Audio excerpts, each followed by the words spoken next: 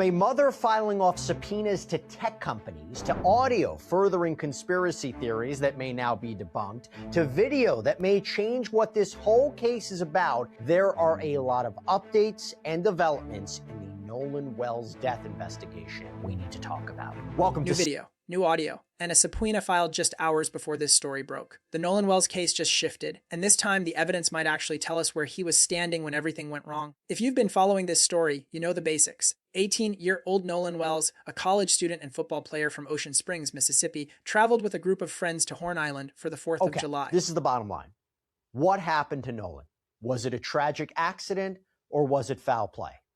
Context first, before we get into the developments. So 18-year-old Nolan Wells from Ocean Springs, Mississippi, he was a college... At some point that day, he vanished. His body was recovered 2 days later, washed ashore. And ever since, one question has hung over this entire case: what actually happened to him out there? Today, that question got a little sharper and a little stranger. Let's start with the piece of evidence that's driving the biggest shift in this case: new video reportedly surfacing from Horn Island. But even before that came out, when we asked for you to be on the show, there was something else that we had to address. This video. This is big. Because a big question, as we've always talked about in this case, did Nolan Wells stay on Horn Island to talk to a young woman? Did he not go back on the boat? Did he not go back to the mainland? Did he not go back on the boat with the friends, right? Well, there is this. So this, what you're seeing, is new video that was reportedly obtained by Officer Tatum, right? Brandon Tatum, Officer Tatum show.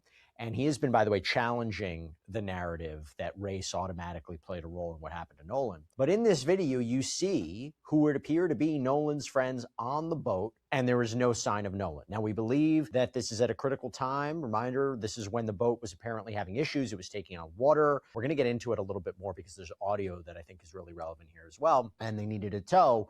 Again, we'll get into that, how that happened. But when you look at this video, by all accounts, there's no sign of Nolan Wells in this video.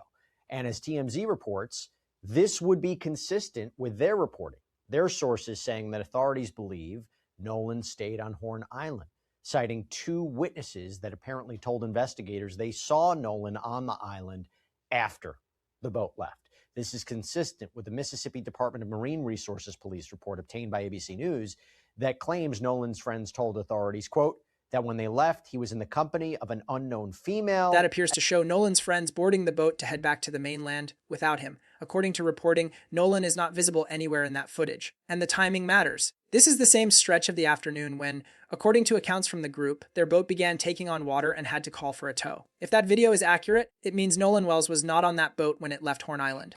I would agree. I mean, the video seems to show that Nolan was not on the boat. Now, the exact timing of things is something that people will have to dig deeply into. The timing of that video alongside the distress call that was made to the tow company, all of those things are going to be an important part of the investigation. But at least at face value, at first glance, this video does seem to support the contention that Nolan did not get on that boat with his friends.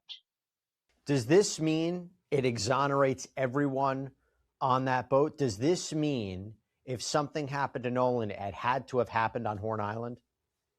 Well, you're asking 2 questions. It would certainly suggest that if something happened to Nolan, it happened on Horn Island, or at least did not happen on that boat.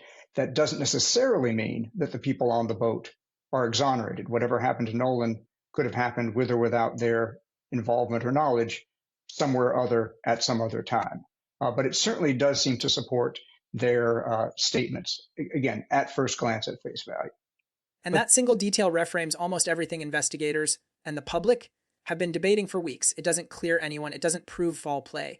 But it does something almost as important. It narrows the map. If Nolan wasn't on the water when the boat pulled away, then whatever happened to him may have happened on the island itself sometime after his friends left. That lines up with reporting from multiple outlets, including accounts describing witnesses who say they saw Nolan on Horn Island after the boat departed. Some placing him there as late as 6 o'clock that evening, hours after his friends say they lost track of him. Investigative reports have also referenced accounts from the group describing Nolan choosing to stay behind, reportedly in the company of a woman authorities have not identified. None of that is confirmed. None of it is proof. But it's a shift from a story about a boat to a story about an island and about who was the last person to see Nolan Wells alive. It was Nolan. So there's still a lot of unanswered questions there. But assuming there are people that saw him alive on the island after his friends left, that would tend to shift the focus of the investigation to try to figure out what happened to this young man after about 4:15 in the afternoon.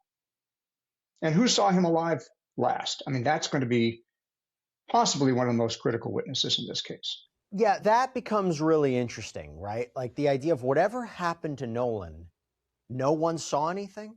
Even if he accidentally drowned, no one saw him, no one tried to help him out. Now here's where it gets more complicated and more contested. Alongside the video, there's audio, a distress call placed that day reporting that the boat was taking on water and needed help. I just played video. Now let's go to audio. Take a look. Hey, we're at the west tip of Horn, and our bilge pump stopped working. We're sinking. Can y'all please come? We have a membership. Yes. How far is the water coming up, sir? It's coming up.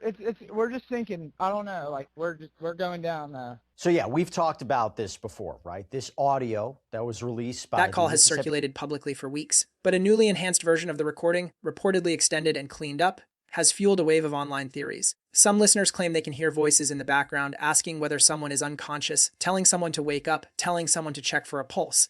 It's the kind of detail that spreads fast online. And it's also the kind of detail that needs to be handled with real caution, because right now, the actual evidence does not support it. A forensic audio analyst who reviewed transcriptions of both the original and the enhanced versions of the call found no such words in either recording. But this is what we need to talk about, this audio development. So there is a theory that has come out when this video came out, this audio came out. There is a new version of the audio that was enhanced by TMZ. When you listen to it, there are theories, there are people out there who believe you can hear in the background someone saying, "Is he dead? Nolan, wake up, check his chest."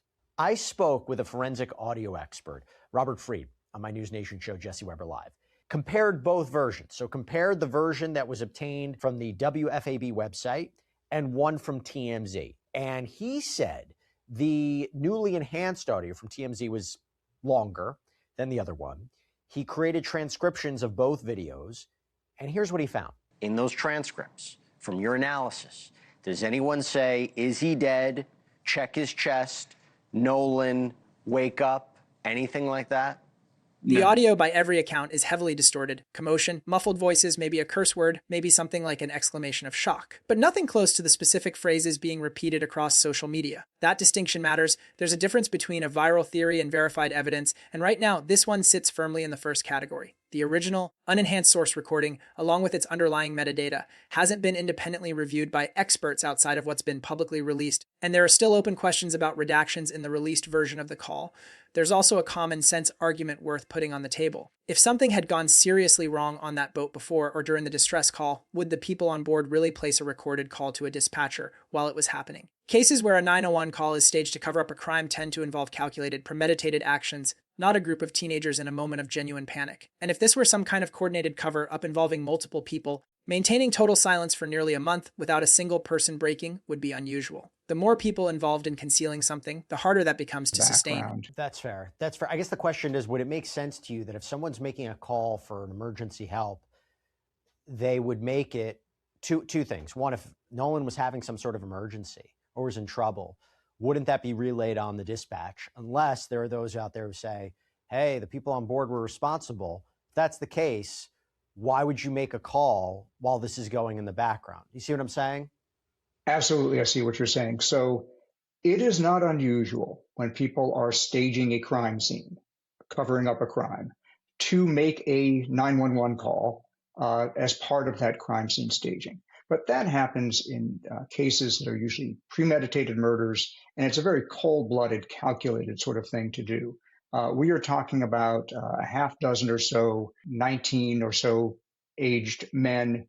I don't get the sense that there's a tremendous amount of criminal sophistication or cold-heartedness in this group, at least in terms of what's been reported.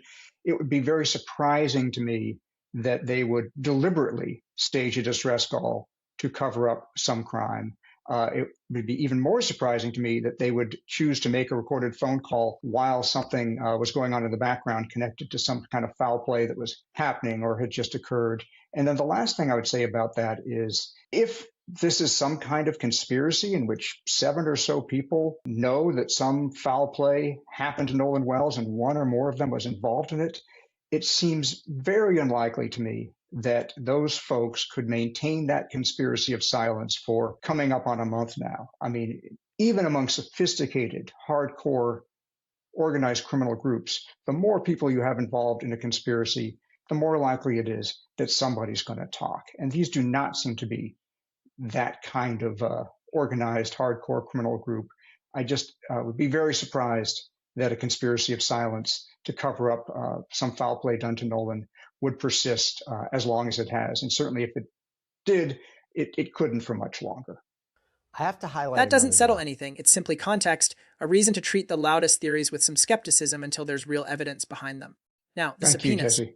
Okay, first I got to talk about these subpoenas. Just came out last night. I definitely wanted to cover this. So Nolan's mother, who we've talked about a lot on this program, Christine Wonsley, has appeared to file subpoenas for records from TikTok, Snap, so Snapchat, WhatsApp, Meta, Life360. They are part of this legal case regarding the estate of her son, the estate of Nolan Wells.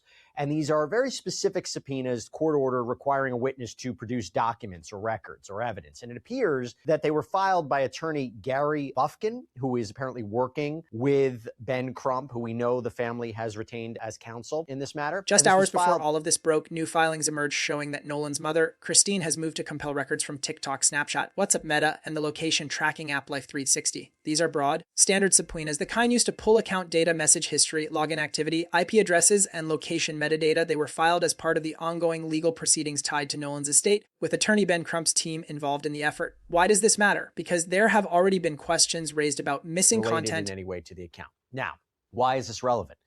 Give you an idea. According to TMZ, Christine had used Life360 to track down her son's phone, which was apparently with his friends, and then compared the location data from that app with Snapchat, and there's a report it didn't match. We also know at one point it was reported that Christine had wondered whether material from Nolan's phone had been deleted, that there were reportedly no pictures or videos from his Snapchat account or on his Snapchat account. Now, we also know that Nolan's purported friend, Warren Hudson, reports that photos and videos expected to be on Nolan's Snapchat account simply weren't there, and that location data pulled from one app didn't match data from another.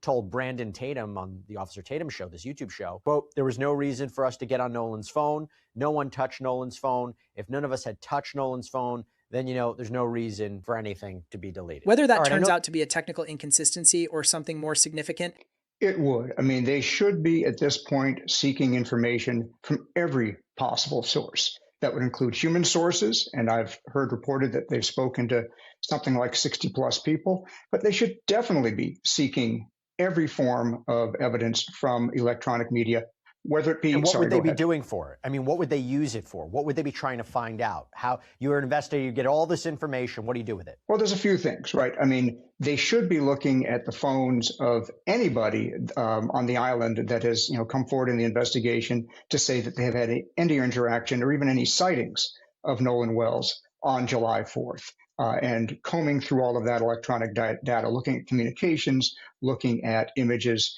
from the devices of anybody that interacted with Nolan Wells on Horn Island that day, not just his friend group. They also should be looking at these electronic service providers to see if there were any images, any communication from Nolan that day that for some reason isn't on his phone. They should be looking, you can tell for example, that? I mean, this information would tell you if something was deleted? So very often when somebody deletes content from their phone, it remains on the servers of the electronic service providers. Some of that depends on the application. Some of it depends on the permissions and privacy you've got set up on your device. But it is certainly possible for somebody to believe they have deleted something from a device and to have that data still remain on the servers of the electronic service provider. The family's legal team is clearly not waiting on law enforcement to answer that question for them. Well, I think there's a couple of things going on here. First of all, this language in these subpoenas is pretty standard for any subpoena that is demanding the production of records from any electronic service provider. These are the kinds of things you would look for in putting together a case. I'm expecting that the Jackson County Sheriff's Department is commanding the production of the same kind of information, either through subpoena or search warrant.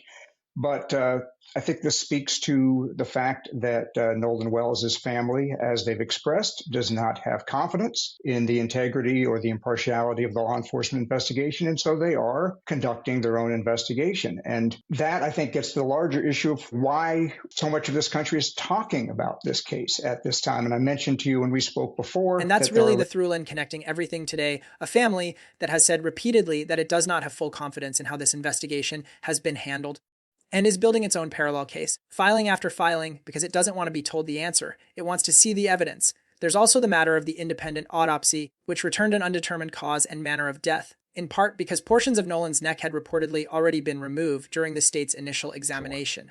Question, of course, is what happened to him. It remains a question. Nobody has publicly been able to answer it. The results of the family's independent autopsy listed Nolan's cause and manner of death as undetermined. The pathologist found that pieces of his body, we're talking portions of the neck, had apparently been removed by the state medical examiner during that first examination. So this second autopsy, this second examiner couldn't determine what exactly happened to Nolan, couldn't rule out foul play, couldn't say whether there was injury to his neck, whether there was trauma to his neck. And that leaves many questions on the table, raises a question of whether the state ME is conducting further testing of those components and whether that will definitively conclude what happened. That's left basic questions about trauma and about a discoloration found on the back of his head without a clear answer. Oh, and there's the red discoloration apparently found on the back of the head. I spoke to medical experts about that. Some say it could be from decomposition. Some say maybe it could be blunt injury before death because the body wouldn't discolor like that after death. And remember what's going on here. The family wants answers. The toxicology results are still pending. And even when they arrive, they won't answer the central question here. They'll only add one more piece to a puzzle that's still missing its center. That was handed to this examiner. We've talked about before how the state medical examiner seems to have retained certain portions of the neck or throat, possibly for further examination, possibly for trauma, drowning. But the toxicology is going to be key, right? That I wonder, what is that going to tell us? Well, the toxicology may tell us what substances Nolan Wells had on board. It still really doesn't answer the question of why this young man lost his life. It's information, but it's not an answer. So where does that leave us? A video that may finally tell us Nolan wasn't on that boat. Audio that so far tells us far less than the internet wants it to. And a mother who isn't waiting for permission to find out what happened to her son. This case is not over. If anything, it just got more specific and more urgent. As new filings come in and new evidence surfaces, we'll keep breaking it down fact by fact without getting ahead of what the evidence actually shows. Because that's the only way a family like this one gets real answers instead of more noise. If you want to stay on top of every development in this case as it happens, subscribe and turn on notifications, because this story is moving fast and it isn't finished yet. I'm going to stay on top of it. Matt Irvine, thank you so much for taking the time. I really appreciate it. Thank you, Jesse.